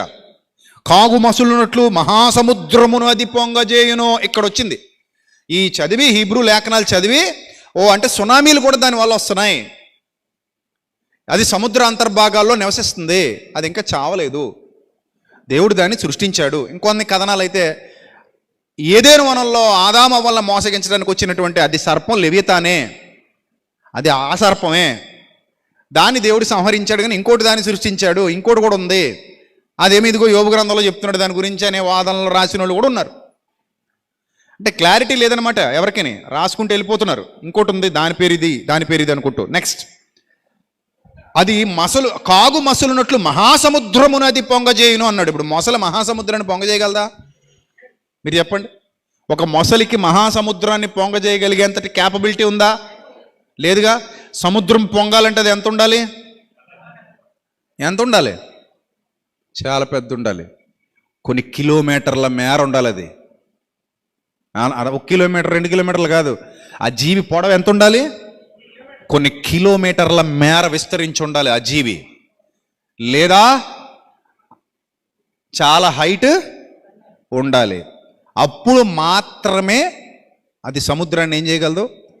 బకెట్లో ఉన్న నీళ్ళన్నీ బయటపడిపోవాలంటే గులకరాయి ఎత్తే సరిపోద్ది. మరి వేయాలి, బకెట్ కంటే పెద్ద సైజు రాయి అందులో పడేస్తే అందులో ఉన్న నీళ్ళన్నీ ఏమైపోతాయి? పొంగి బయటపడతాయి. అర్థమైందా? గోలులో ఉన్న నీళ్ళన్నీ పైకి చిమ్మాలి, ఎగరాలంటే గోలులో పెద్ద బండరాయి పడేయాలి, అప్పుడు బయటికి ఆ నీళ్లు బయటకు వస్తాయి. అంతే తప్ప చిన్న గులకరాయి అందులో వేస్తే బుడుకుమని మునిగిపోద్ది తప్ప అందులో ఏమి బయటికి రావు. అంటే మహాసముద్రమును పొంగజేయగలిగే సామర్థ్యం ఉన్న జీవి దేవుని వలన సృజింపబడింది. ఇది ఫిక్స్, సృజింపబడింది అని చెప్తున్నాడు ఇక్కడ. అది మహాసముద్రమును పొంగజేయగలదు, మహాసముద్రమును పొంగ సముద్రమును తైలము వలె చేయును అన్నాడు. సముద్రమును ఏం చేస్తుంది అది? తైలము వలె చేయును. అది తాను నడిచిన త్రోవను తన వెనక ప్రకాశింపచేయును. వాడెళ్ళింది అనుకోండి, ఒక రూట్ మ్యాప్లా కనబడుద్ది సముద్రంలో. వాడెళ్తే ఎలా ఉంటుంది? ఇప్పుడే వాడ అంటే వెళుతూ ఉండగా చూడొచ్చు, బాగా వెళ్ళిపోయి చాలాసేపటికి కాదు కానీ. అలాగే ర్యాకెట్ వెళ్తున్నప్పుడు చూడండి, ఆకాశంలో ఒక త్రోవ కనబడుతుంది, ఒక లైన్ కనబడుతుంది వైట్ కలర్లో. అలాగే ఇది నడిచి వెళ్తుంటున్నాడు, దాని వెనక తన త్రోవను ఏం చేస్తుందట? ప్రకాశింపజేస్తుందట. చూచిన వారికి సముద్రం అప్పుడు తెల్లని వెంట్రుకల్లా కనబడుద్దట. అది వెళ్ళిన తర్వాత సముద్రం ఎలా కనబడుద్దట? చూసే వాళ్ళకి ఒక తెల్లని వెంట్రుకలుగా కనబడుతుందట, నిరిసిన వెంట్రుకల్లా తోచును అని అంటాడు. అప్పుడు ఫైనల్గా దాని గురించి కన్క్లూజన్ ఇస్తున్నాడు. అది భయము లేనిదిగా సృజింపబడింది నా వలన అన్నాడు ఆయన. దాన్ని ఎలా సృజించాను నేను? భయము లేనిదిగా సృజింపబడిను. భూమి మీద దాని వంటిదేదియూ లేదు. భూమి మీద దాని వంటిదేదియూ లేదు. అది గొప్పవాటినన్నిటినీ తిరస్కరించును. గర్వించిన జంతువులు ఒకవేళ ఏమైనా ఉంటే, అది సింహం కావచ్చు, పులి కావచ్చు, చిరతపులి కావచ్చు, ఖడ్గమృగం కావచ్చు, మదపుటేనుగు కావచ్చు, తిమింగలం కావచ్చు, ఇంకోటి ఏదైనా కావచ్చు, గర్వించే జీవి ఏదైనా ఉంటే ఆ జీవులన్నిటికీ బాబటిది. దాని అర్థం అదే, ఆ జీవులన్నిటికీ ఇది రాజు. ఆ గర్వించే వాళ్ళందరికీ ఇది రాజు. అలాంటి ఒక పవర్ఫుల్ మాన్స్టర్, అలాంటి ఒక పవర్ఫుల్ సీ మాన్స్టర్ దేవుడి చేత సృజింపబడింది. దాని పేరే లెవియతాన్ అన్నాడు. లెవియతాన్.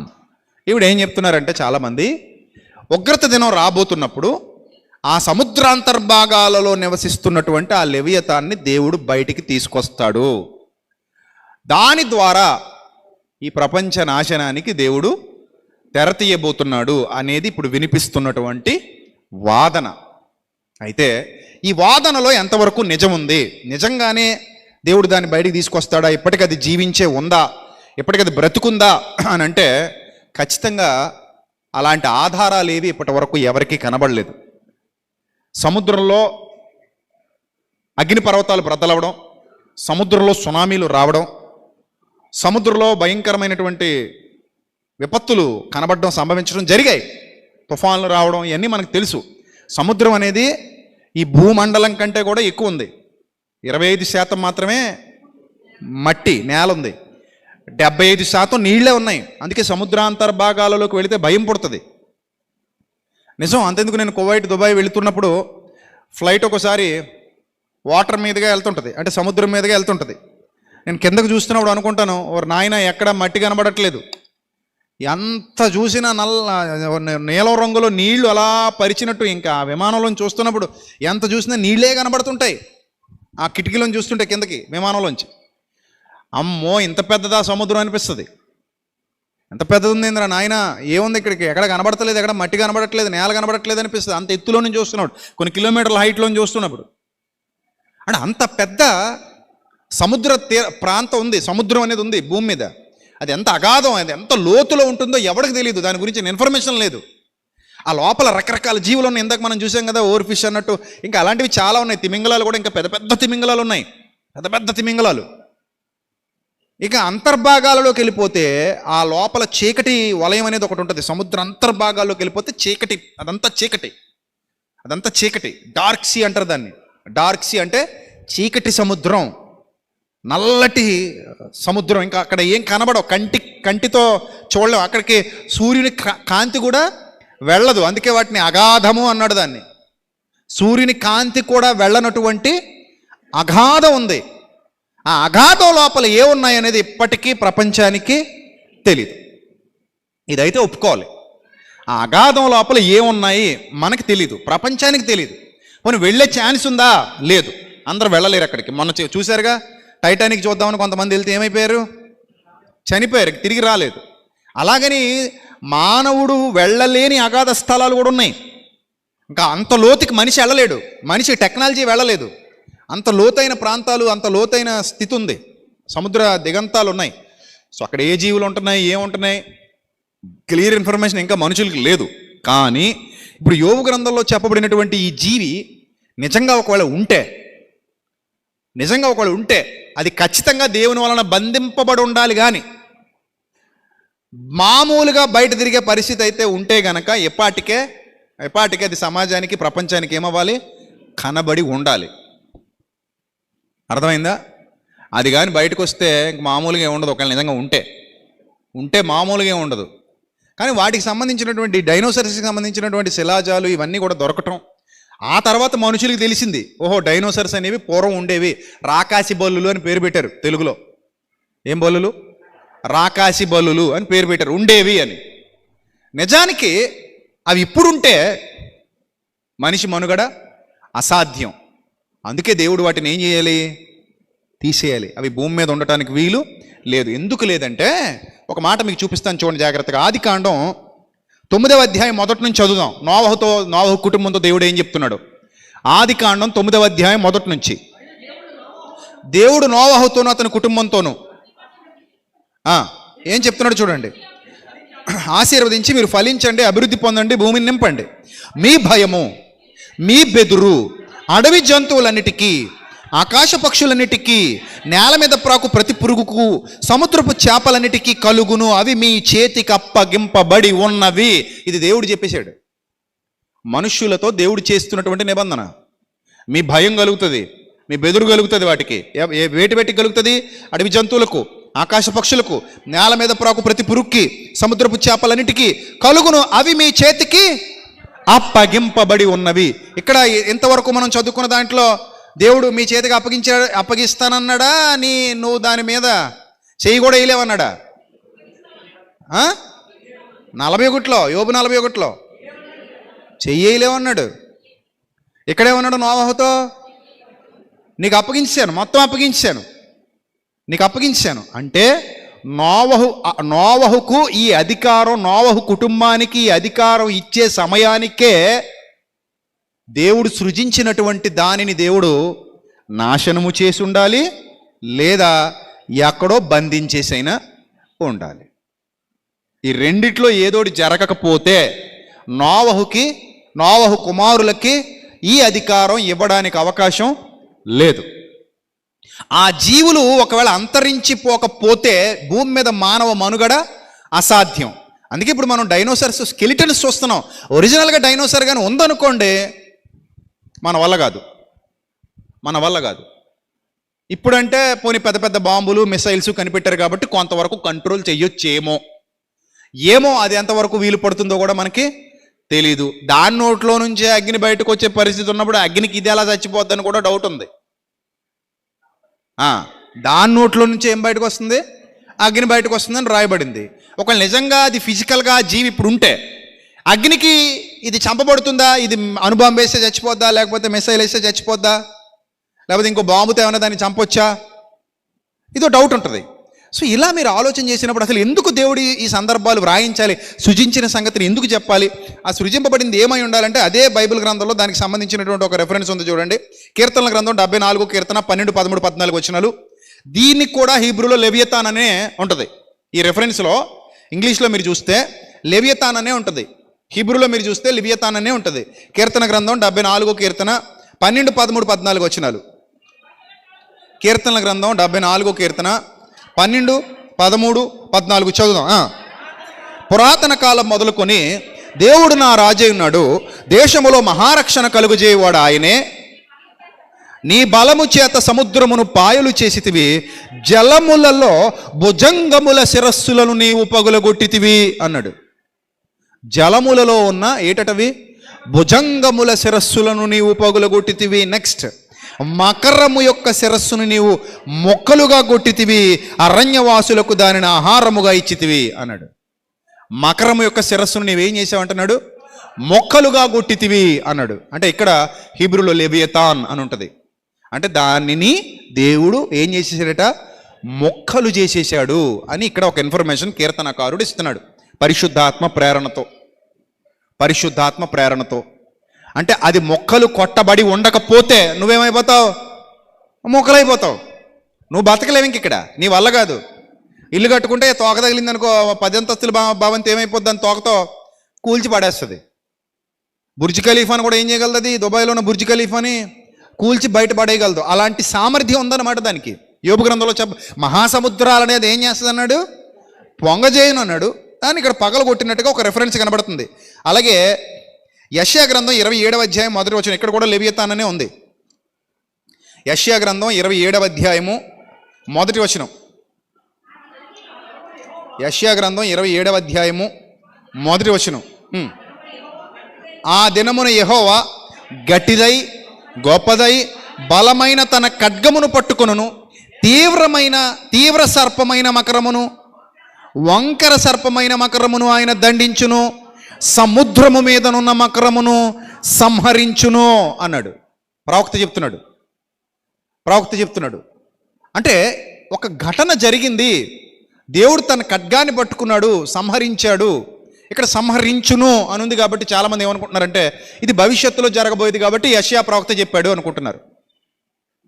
ప్రవచనాలు చాలా లోతైన అధ్యయనాన్ని చేయాలి. ప్రవచనాల మీద చాలా లోతైన అధ్యయనాన్ని చేయాలి. అంటే భవిష్యత్తులో జరగబోయినట్టుగా వ్రాయబడినంత మాత్రాన జరగలేదని కాదు. ఒక ప్రవక్త పలుకుతున్న మాట చాలా శక్తివంతమైనది. దేవుని ఆలోచన చేత చెబుతూ ఉంటారు వాళ్ళు. అలా చెప్పబడినవే వ్రాయబడినటువంటి లేఖనాలు. అందుకే ఆయా కాలాలను ఆయా సమయాలను పరిగణనలోకి తీసుకుంటూ ప్రవక్తల వచనాలను ఏం చేయాలి? అర్థం చేసుకోవాలి. అర్థమైందా? మనకు కుమారుడు అనుగ్రహింపబడెను అన్నాడు. ఆల్రెడీ అనుగ్రహింపబడ్డాడని చెప్తున్నాడు యెషయా గ్రంథంలో. మనకు కుమారుడు అనుగ్రహింపబడెను, కానీ 700 సంవత్సరాల తర్వాత నెరవేరింది ఆ ప్రవచనం. కానీ ఇక్కడ ఏమని చెప్పేశాడు? ఆల్రెడీ జరిగిపోయినట్టుగా. అర్థమైందా? సో కాబట్టి ఈ సందర్భాలు జాగ్రత్తగా అర్థం చేసుకోవాలి. ఇక్కడ దాన్ని తీసేసినట్టుగా, దాని దేవుడు పగలగొట్టినట్టుగా, దండించినట్టుగా కనబడుతోంది. మరొక రెఫరెన్స్ చూస్తే ఇక్కడ కూడా అదే మాట ఉంటుంది. యెషయా గ్రంథం 51వ అధ్యాయము 9వ వచనం. యెషయా గ్రంథం 51వ అధ్యాయము 9వ వచనం. యెహోవా బాహువా లెమ్ము, బలము తొడుగుకొమ్ము, పూర్వకాలములలోను పురాతన తరములలోను లేచినట్లు లెమ్ము అన్నాడు. పూర్వకాలములలోను పురాతన తరములలోను లేచినట్లు లెమ్ము. అప్పుడు లేచారట. పూర్వకాలంలో దేవుడు లేచారట, పురాతన తరములలో దేవుడు లేచారట. బాహువా లెమ్ము, బలము తొడుగుకొమ్ము, రాహబును తుత్తినియలుగా నరికి వేసిన వాడవు నీవే కదా అన్నాడు అదేషియా. ఇప్పుడు నెక్స్ట్ రెఫరెన్స్లో చెప్తున్నాడు ఇది. రాహబును తుత్తినియలుగా నరికి వేసిన వాడవు నీవే కదా, మకరమును పొడిచిన వాడవు నీవే కదా అన్నాడు. మకరమును పొడిచిన వాడవు నీవే కదా అంటే దానిని సంహరించేశాడు దేవుడు అని చెప్తున్నాడు. దాన్ని ఏం చేశాడు? సంహరించాడు. కీర్తనల గ్రంథం 104 కీర్తన 25, 26 వచనాలు. ఇది కూడా హీబ్రూలో లెవియతాన్ అనే ఉంటుంది. కీర్తన గ్రంథం 104 కీర్తన 25, 26 వచనాలు. అదిగో విశాలమైన మహాసముద్రము, అందులో లెక్కలేని జలచరములు, దానిలో చిన్నవి పెద్దవి జీవరాశులున్నవి, అందులో ఓడలు నడుచుచున్నవి, దానిలో ఆటలాడుటకు నీవు నిర్మించిన మకరములున్నవి అన్నాడు. దానిలో ఆటలాడుటకు నీవు నిర్మించిన మకరములున్నవి. కనుక ఇప్పుడు బైబిల్ చరిత్రకారులు, హీబ్రూ పండితుల అభిప్రాయం ప్రకారం 2 వాదనలు వెలుగులో ఉన్నాయి. నెంబర్ 1, ఇప్పుడు అది లేదు, దేవుడు సంహరించేశాడు. నెంబర్ 2, ఉంది కానీ దేవుడు దాన్ని పైకి రానివ్వట్లేదు, దానికి ఎక్కడో అగాధ జలములను నిర్ణయించాడు, అవి అక్కడే ఉండాలి అని. ఈ 2 వాదనలో ఏ వాదన కరెక్ట్ అంటే సంహరించేశాడు, కనబడట్లేదు కాబట్టి, ఎక్కడా ఇంతవరకు కనబడలేదు కాబట్టి, వాటి శిలాజాలు మాత్రమే దొరుకుతున్నాయి కాబట్టి, వాటికి సంబంధించినటువంటి ఎముకలు పుర్రెలు మాత్రమే దొరుకుతున్నాయి కాబట్టి సంహరించేశాడు. ఓకే. లేదు, సంహరించలేదు, ఇంకా దేవుడు అగాధ జలములలో వాటిని భద్రం చేసి ఉంచాడు, ఏమో చెప్పలేం. ఒకవేళ భద్రం చేసి ఉంచితే ఏంటి నెక్స్ట్? వదులుతాడా? వదిలితే ఈ ప్రపంచం దానివల్ల నాశనం అవుద్దా? దానివల్ల నాశనం అవుద్దంటే మరి పంచభూతములు అగ్ని కొరకు నిలువ చేయబడ్డాయి, పంచభూతాలు మిక్కుటమైన వేండ్రంతో లయమైపోతాయి అనే సందర్భాన్ని ఎలా అర్థం చేసుకోవాలనేది ఇక్కడ ఇంపార్టెంట్. కాబట్టి నేను ఏమనుకుంటున్నానంటే, ఒక బైబిల్ అధ్యయనం చేసేవాడిగా, బైబిల్ పరిశోధకుడిగా నేనేమనుకుంటానంటే, వాటిని సంహరించేశాడు, అవి ఉనికిలో లేవు. ఎందుకంటే దేవుడి పంచభూతాలు లయం చేయాలనుకుంటే ఒక జీవి అవసరత ఆయనకు లేదు. మాటతో సమస్తాన్ని కలుగజేశాడు, మాటతో సమస్తాన్ని సృష్టించాడు. పంచభూతాలు లయం అవడం ఖాయం, అది ఎలాగూ తప్పదు. అగ్ని కొరకు నిలువ చేయబడి ఉన్నది అన్నాడు. పేతురు పత్రికలో కూడా చాలా స్పష్టంగా చెప్తాడు. పేతురు గారు రాసిన 2వ పత్రిక చూడండి, ముగించుకుందాం. పేతురు గారు రాసినటువంటి 2వ పత్రిక 3వ అధ్యాయము 5వ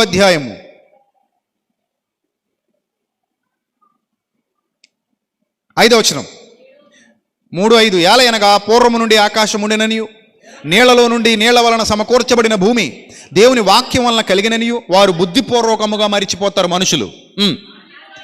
ఆ నీళ్ల వలన అప్పుడున్న లోకం నీటి వరదలో మునిగి నశించెను.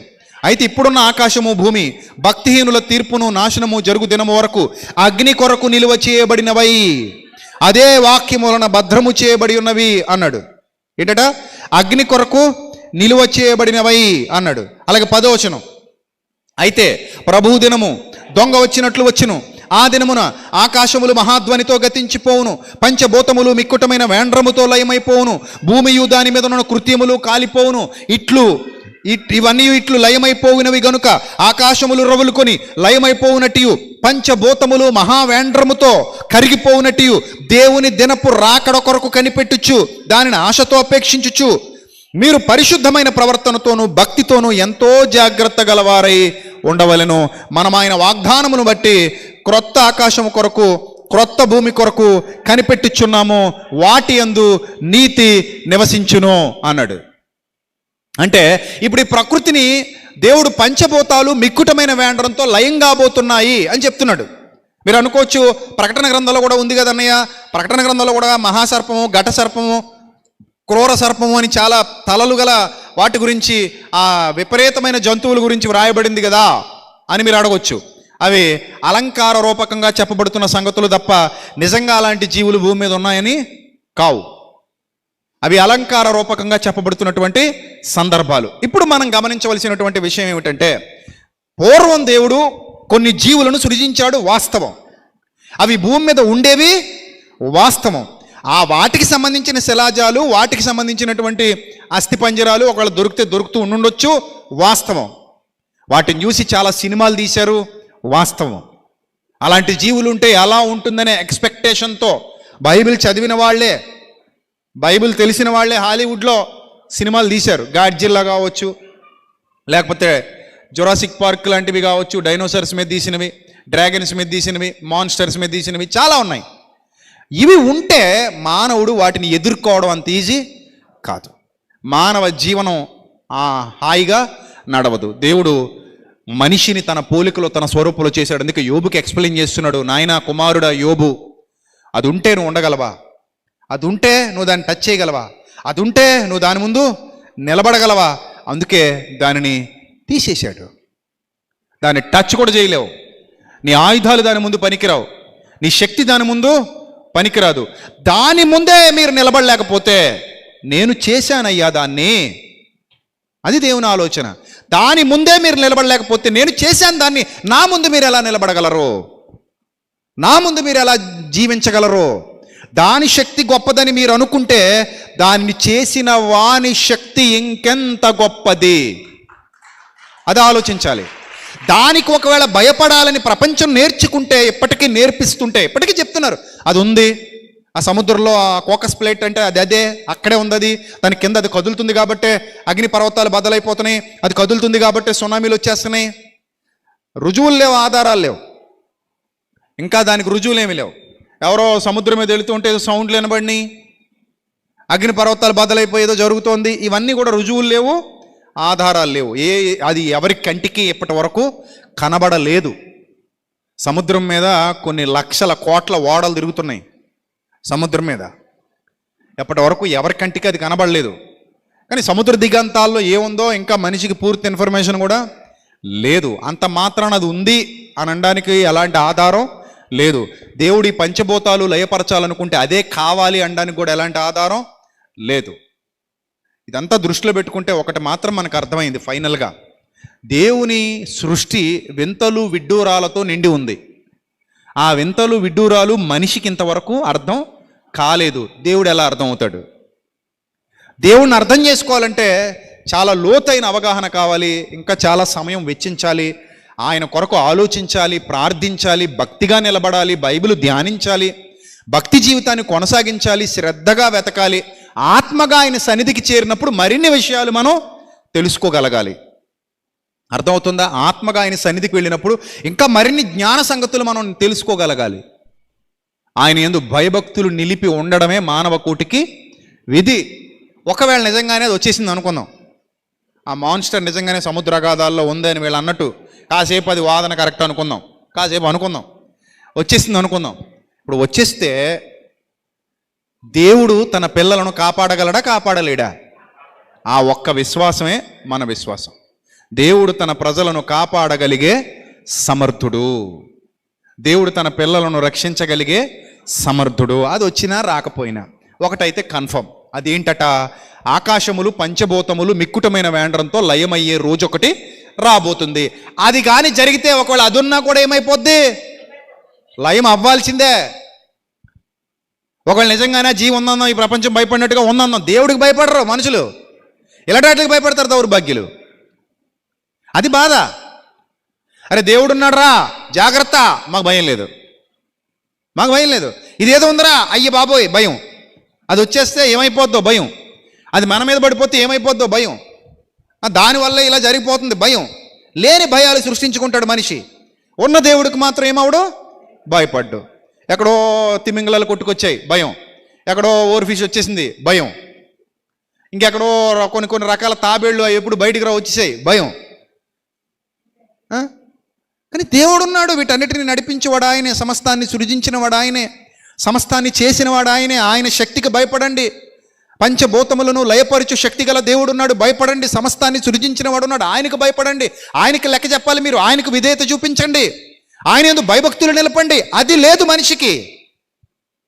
దేవుని పట్ల భయం లేదు, కానీ దేవుడు చేసిన ప్రకృతికి భయపడతాడు. పిడుగు వస్తే భయపడతాడు, తుఫాన్ వస్తే భయపడతాడు, సునామీ వస్తే భయపడతాడు, రోగం వస్తే భయపడతాడు, చీకటి వస్తే భయపడతాడు, ప్రకృతిలో ఏమైనా వింతలు విడ్డూరాలు మార్పులు సంభవిస్తుంటే భయపడతాడు, అన్నిటికీ భయపడతాడు. కానీ దేవుడు సమస్తాన్ని చూస్తున్నాడు, నిన్ను పరీక్షిస్తున్నాడు, నిన్ను గుర్తిస్తున్నాడు, నిన్ను ఎరిగి ఉన్నాడు ఆయన.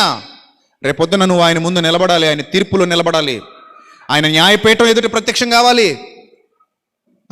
ప్రతి వాడు క్రీస్తు న్యాయపీఠం ఎదుట ప్రత్యక్షం కావాలి. దానికి భయపడు, దేవునికి భయపడ్డు. ఇది మానవ నైజం. కాబట్టి ప్రియమైన దేవుని ప్రజలారా, ప్రపంచం భయోత్పాతాల చేత నిండిపోయిన, ప్రపంచం అగమ్యగోచరమైన పరిస్థితుల్లోనికి వెళ్ళిపోయిన, ప్రపంచం తనకి ఏం జరుగుతుందో అర్థం కాక దిగులు చెందిన, విసుగు చెందిన క్రైస్తవుడుగా నువ్వు భయపడాల్సిన అవసరత లేదు. ఒకటే గుర్తుపెట్టుకో, విశ్వాసము, నిరీక్షణ, ప్రేమ. విశ్వాసము, నిరీక్షణ, ప్రేమ, ఈ మూడు నీ హృదయాంతరాలలో నిలిచి ఉన్నప్పుడు దేవుడు నిన్ను విడువడు, ఎడబాయడు. నీవు దేనికి భయపడాల్సిన అవసరత లేదు. ప్రాణమున్నా ప్రభు కొరకే, ప్రాణం పోయినా ప్రభు కొరకే, జీవించున్నా ప్రభు కొరకే, జీవితం అయిపోయినా ప్రభు కొరకే, చావైనా బ్రతుకైనా ప్రభు కొరకే. అలాంటి స్థిర నిశ్చయత, స్థిర విశ్వాసం మనలో ఉండాలి. చావు వరకు మన విశ్వాసాన్ని నమ్మకంగా కాపాడుకోవాలి. ఏమైనా నా తండ్రి ఉన్నాడు, నేను ఆయన క్రింద ఉన్నాను, ఆయన రెక్కల నీడలో నన్ను దాచి కాచి కాపాడువాడు ఆయన. ఆయన నన్ను విడువడు, ఆయన నా విషయమై కునుకడు నిదురపోడు. ఆయన ప్రేమ అంత బలమైనది, ఆయన ప్రేమ అంత శక్తివంతమైనది, ఆయన ప్రేమ అంత గొప్పది. ఇది విశ్వాసి పాడుకునే పాట. ఎవరు పాడుకునే పాట? దీనికి రాగం ఉండదు, తాళం ఉండదు, ట్యూన్ ఉండదు, స్వరం ఉండదు, ఏముండదు. కానీ తన హృదయాంతరంగాలలో ఈ పాట ఎప్పుడు వినబడుతూనే ఉంటుంది. అందుకే అంటున్నాను, ఇది విశ్వాసి పాడుకునే తీయనైన, కమనైన, అద్భుతమైన పాట. అదేంటంటే, నా దేవుడు నన్ను విడువడు, ఎడబాయుడు, ఆయన కరుణాహస్తం ఎప్పుడు నన్ను విడిచిపెట్టి పోదు. ప్రేమ, విశ్వాసము, నిరీక్షణ ఎప్పుడైతే నిలిచి ఉంటుందో, నా దేవుడు నా హృదయమందు నిలిచి ఉంటాడో, నన్ను భద్రముగా కాపాడతాడు ఆయన. ఆయన కృపచేత, ఆయన కనికరం చేత నేను నడిపించబడతాను, నా కుటుంబం నడిపించబడుతుంది, నేను నా కుటుంబం సురక్షితంగా ఉంటాం. ఎక్కడైనా, అక్కడైనా, ఎక్కడైనా నా దేవుడే నా తోడు, నా దేవుడే నా నీడ, ఆయనే నా కాపరి, ఆయనే నా శృంగము, ఆయనే నా దుర్గము, ఆయనే నా కోట, నా కొండ, నా శైలము. ఇది ఒక విశ్వాసి లక్షణము. ఎలాంటి విపత్తులైనా వస్తాయి, నేను కాదని అనట్లేదు, ఉగ్రత రాబోతుంది, ఇది పచ్చి నిజం, ఇది పచ్చి నిజం. ప్రకటన గ్రంథంలో చాలా స్పష్టంగా చెప్పాడు. ఆ దినమున అనేకులు ఏం కొట్టుకుంటారట? రొమ్ము కొట్టుకుని ఏడుస్తారట. రాబోతుంది ఉగ్రత, ఇది పచ్చి నిజం. ఉగ్రత రాకుండా మాత్రం ఉండదు. ఫిక్స్ అయిపోండి, ఉగ్రత వస్తుంది. ఆ ఉగ్రత దినమున దేవుడు తన పిల్లలను తప్పకుండా కాపాడతాడు. దేవుడు విశ్వాసులను తప్పకుండా కాపాడతాడు. తన పిల్లలను సంరక్షిస్తాడు. నీతి గల వారిని ఆయన సంరక్షిస్తాడు. యథార్థవంతులను సంరక్షిస్తాడు. పాపములో పడిపోకుండా పాపమును విడిచిపెట్టి బ్రతుకుతున్న ప్రతి ఒక్కరిని సంరక్షిస్తాడు. దేవుని యందు భయభక్తులు కలిగి ఆయన కార్యాభివృద్ధి యందు ఆసక్తి కలిగి ప్రభు పనిలో నమ్మకంగా కొనసాగుతున్న ప్రతి కుటుంబాన్ని దేవుడు సంరక్షిస్తాడు. వారిని విడువడు, ఎడబాయుడు. కనుక భయము చేత కాదు, ధైర్యము చేత మీ హృదయాలను తృప్తిపరచుకోండి. దేవుడున్నాడన్న ధైర్యం మీ హృదయాలను ఏం చేయాలి? తృప్తిపరచాలి, బలపరచాలి, శక్తినివ్వాలి, బలాన్ని ఇవ్వాలి. అది మిమ్మల్ని ఇంకా మునుముందుకు దేవుని సన్నిధిలో ఆయన వాక్యం పట్ల, ఆయన ప్రేమ పట్ల, ఆయన యందు ఉండాల్సిన భక్తి పట్ల అవగాహన కల్పిస్తూ ముందుకు నడిపించాలి. ఇది దేవుని సన్నిధి, నేను దేవుని సన్నిధికి వెళ్ళిపోతాను. ఇది దేవుని మాట, ఆ మాట కొరకు నేను పరిగెత్తుతాను. ఇది దేవుని కార్యం, ఆ కార్యం కొరకు నేను ముందడుగేస్తాను. నేను నా గుప్పిలు విప్పుతాను, నేను కష్టపడతాను, శ్రమ పడతాను. ఇలాంటి మంచి లక్షణాలు మనలో ఉన్నాయి కనుక నిన్ను వల్లే నీ పొరుగువాడిని ప్రేమిస్తూ ఏ ఒక్కడు నశింపవాలనని హెచ్చింపక అందరూ మారాలి, అందరూ సత్యం తెలుసుకోవాలి, అందరూ పాపాన్ని విడిచిపెట్టాలి, అందరూ పవిత్రంగా బ్రతకాలి, అందరూ పాప క్షమాపణ పొందుకోవాలి, అందరూ నిత్య జీవాన్ని స్వతంత్రించుకోవాలని స్థిర నిశ్చయతో ఎవడైతే విశ్వాసికి వదులుతున్నాడో ఆ విశ్వాసికి దేవుడు ఏ మేలు కొదువ చేయడు. కాబట్టి కాపాడువాడు తన శక్తిని బయలుపరిచాడు. ఇవన్నీ విన్న తర్వాత దేవుని శక్తి మనకు అర్థం కావాలి. గుర్తుపెట్టుకోండి, ఫైనల్గా ఇవన్నీ విన్న తర్వాత మనకేం అర్థం కావాలి? నా దేవుడు ఇంత శక్తిమంతుడు. నేను నమ్ముకున్న గ్రంథంలో ఇలాంటి ఎన్నో విషయాలు దేవుడు వ్రాయించాడు. ప్రపంచం చెప్పని సంగతులు నా బైబిల్ చెప్పింది. ప్రపంచానికి తెలియని సంగతులు ఏనాడో బైబిల్ గ్రంథంలో వ్రాయబడ్డాయి. ఏనాటి యోబు గ్రంథం, అత్యంత పురాతనమైన గ్రంథం యోబు గ్రంథం. అప్పుడే దేవుడు ఈ విషయాలన్నీ గ్రంథంలో బయలుపరిచి మనిషిని ప్రశ్నించాడు. ఇలాంటి శక్తివంతమైన దివ్యమైన మాటల్ని ఈరోజు ప్రపంచం అపార్థం చేసుకుంటోంది, మత గ్రంథం అనుకుంటుంది. కానీ ఇందులో ఇంతటి మహాజ్ఞానాన్ని దాచి ఉంచిన దేవునికి స్తోత్రము కలుగునుగాక. తలలు వంచండి, ప్రార్థన చేసుకుందాం. మహాపరిశుద్ధుడైన మా కన్న తండ్రి, మహోన్నతుడ, దయగల దేవ, కృపగల ప్రభా, మీ పవిత్ర నామానికి స్తుతులు స్తోత్రాలు చెల్లిస్తున్నాం. ప్రభా, ఆది మీరే, అంతము మీరే, సమస్తము మీరే తండ్రి. మీ ద్వారానే మాకు సమస్తము అనుగ్రహించబడింది. మీరు లేకపోతే మేము లేము, మీరు లేకపోతే మా జీవితాలు లేవు తండ్రి. మీ కృపచేత, మీ కనికరం చేత మమ్మల్ని కాపాడుతున్నందుకు స్తోత్రం తండ్రి. మీ బిడ్డలను బలపరచండి, మీ కృపలో భద్రపరచండి, జ్ఞాన వివేకములు దయచేయండి. విత్తబడిన వాక్యం పిల్లలందరి హృదయాల్లో 30 60 100 ఫలింపజేసి ప్రభు వారు ఇంకనూ బహుబలముగా మీ సేవలో వాడబడుటకు, మీ సేవ కొరకు సమర్పించుకున్నటకు తండ్రి, మీ వాగ్దానములను స్వతంత్రించుకున్నటకు, శక్తి గలవారగుటకు, మీ సేవలో ప్రభ నిత్యము వర్ధిల్లుటకు మీ బిడ్డలను బలపరచండి. వారు చేస్తున్న పని పాటల్లో తోడుగా ఉండండి ప్రభా. వారికి మీ కాపుదల దయచేయండి, వారి పిల్లలకు మీ కాపుదల దయచేయండి ప్రభా. మీ సన్నిధాన వర్తనలుగా నిలువ పెట్టండి. మీ శక్తి చేత, మీ బలము చేత మమ్మల్ని అందరినీ కాపాడుతున్నందుకు స్తోత్రం తండ్రి. దయగల దేవ, ఈ లోకం మీదకి ఎలాంటి విపత్తులు వచ్చినా, రాబోతున్నా, ఈ లోకంలో ఎలాంటి పరిణామాలు సంభవిస్తున్నా తండ్రి, ఎలాంటి పరిమాణాలు ఎదురైనా తండ్రి, ఎలాంటి స్థితిలో ప్రభావ మేము ఎదుర్కోబోతున్నా తండ్రి, మీ కాపుదల మాకు ఇవ్వండి, మీ కృపను మాకు తోడుగా ఉంచండి తండ్రి. మీ శక్తి చేత, మీ బలం చేత మమ్మల్ని కాపాడుతున్నందుకు స్తోత్రాలు చెల్లిస్తున్నాం ప్రభావ. తండ్రి, మీ పిల్లల జీవితాల్లో వెలుగులు నింపండి. వాక్యము చేత మీ పిల్లలను తృప్తిపరచండి. లైవ్ ద్వారా వీక్షించిన బిడ్డల్ని, వారి కుటుంబాలను కూడా దీవించండి, ఆశీర్వదించండి ప్రభా. సేవ జరిగిస్తున్న ప్రతి సేవకుని, ఇక్కడే కాదు ప్రతి దేశంలో, ప్రతి ప్రాంతంలో మీ సత్య సువార్తను విస్తరింపజేస్తున్న ప్రతి సేవకుని దీవించండి, ప్రతి సంఘాన్ని దీవించండి. వారి ఆలోచనలను ప్రభా మీ మాటల చేత బలపరచండి. మీ కృపను తోడుగా ఉంచి నడిపించమని ఘనత, మహిమ, ప్రభావములు మీకు మాత్రమే ఆరోపిస్తూ యేసుక్రీస్తు ప్రభు వారి దివ్యనామంలో ఈ ప్రార్థన మనవులు సమర్పించి సంఘముని మీ దయగల హస్తాలకు అప్పగిస్తూ మీ యొద్ద నుండి పరలోకపు జవాబు పొందుకొనుచున్నాం మా కన్న తండ్రి. ఆమెన్. అందరికీ వందనాలు. May Lord bless you all, love you all. దేవుడు మిమ్మల్ని, మీ కుటుంబాలని ఇంకనూ తన వాక్యము చేత బలపరిచి, స్థిరపరిచి ముందుకు నడిపించును గాక. ఆమెన్.